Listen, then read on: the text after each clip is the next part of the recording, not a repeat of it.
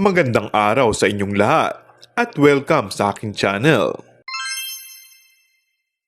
Walang itatago o ililihim umano ang rumored couple na sina Paolo Avellino at Kim Chiu pagdating sa tunay na estado ng kanilang relasyon. Kamakailan ay kumalat sa social media ang mga litrato nila together.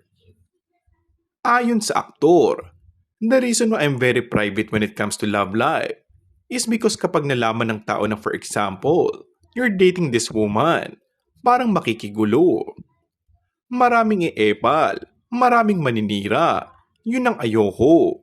And at the same time, happy naman kami sa tahimik na buhay, pahayag nito. And hindi naman kami nagde-deny ni Kim. Of course, napag-usapan na rin namin to. We're not denying anything. Unang-una, wala naman kaming tinatapakan. We're both single. So parang mas masarap na private lang. Walang nakikisyoso. Diin pa nito. Paglalarawan pa niya sa relasyon nila ni Kim ngayon. Kami siguro ni Kim. Kaya siguro kami nakiklik. Kasi outside of work, outside of the camera, we're just two normal people.